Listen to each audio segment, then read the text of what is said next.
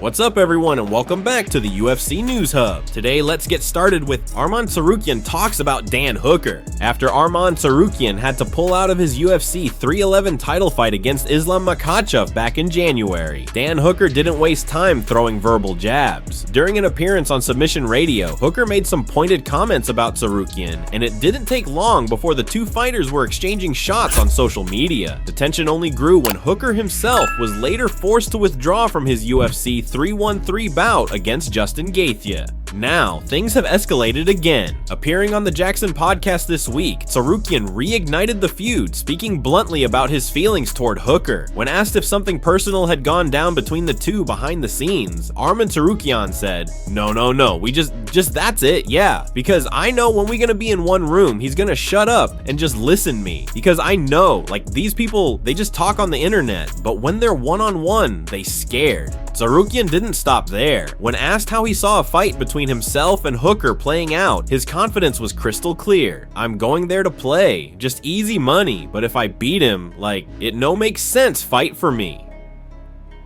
I don't need money right now I need belt. If I beat him, people say, you beat like a top 10, or I don't know what's his number. It's no makes sense fight. He's not a contender. He never beat like good fighters. He never beat B on the top 5, Arman said. On the other side, while there hasn't been an official announcement about Hooker's next move, his coach Eugene Behrman recently offered some insight into the situation. During an appearance on Submission Radio, Eugene Behrman said, "Put it this way, the fact that he broke his hand that bad was a bit of a godsend in my opinion. Like, Dan was not ready to fight, but Dan was going to fight anyway. And the real pity in that is that for the first time in his career, Dan had been trying to be a little bit smarter about the choices that he makes in terms of his fights and the amount of notice he has and all of this. And then he got this fight and he just wasn't ready and he's gonna do it anyway. But then he broke his hand. It's a little bit of a godsend." Behrman also revealed that Dan was about to welcome a new baby around that time, which added another layer of complication to his training schedule.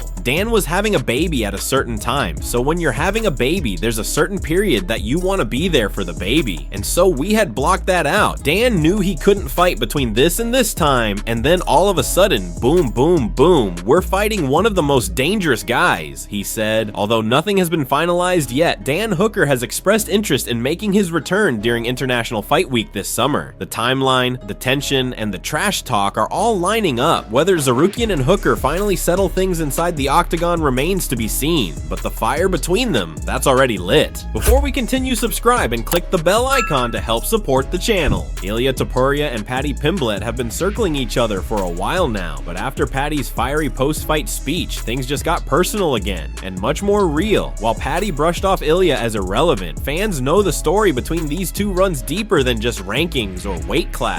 There's unfinished business. And though Paddy tried to play it cool, you could sense the heat in his words. Paddy's win over Chandler was big, no doubt. He looked sharper, more composed, and for the first time in a while, people started to take him seriously as a threat in the lightweight division. Riding high off that momentum, he didn't miss the chance to throw shade at Ilia, but what was most surprising was how dismissive he was. Not just disrespectful. I literally forgot all about him, said Paddy Pimblett with the kind of smirk that feels more like bait than truth.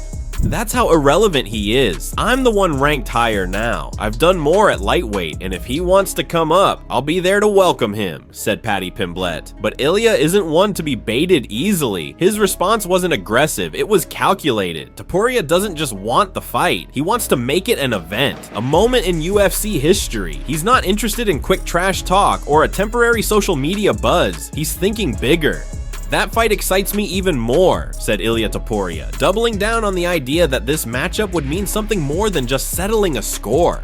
If they could put that fight in Spain in the Bernabeu Stadium, he said, painting a picture of thousands of screaming fans in his homeland, the roof closed, lights shining, two rivals clashing in the heart of Madrid. That's the only stadium in the world where they can close the roof, said Ilia Topuria, proving he's not just dreaming, he's done the homework. It's the contrast that makes this so compelling. Paddy is brash, loud, raw emotion. Ilia is focused, poised, and exact. One dismisses the other trailer envisions a legacy-defining showdown. It's classic fight drama, but beneath the surface, it's also a strategic clash. Paddy wants to lure Ilia into his world, into the chaos, into the noise. Ilia wants to take the chaos and put it under his control, turn it into something iconic. And while they're currently in different divisions, the hunger is there. The fans feel it, the media is talking, and if Dana White sees the dollar signs and the stadium seats filling in Spain, don't be surprised if this actually happens. Because fights like these don't just sell themselves, they build slowly, like a storm gathering far off the coast. Whether it's in the octagon or on the mic, Ilia and Paddy are moving toward each other, and when they finally meet, no matter the location, no matter the weight class, it won't just be a fight, it'll be a war of styles, of personalities, and of pride. This one feels inevitable.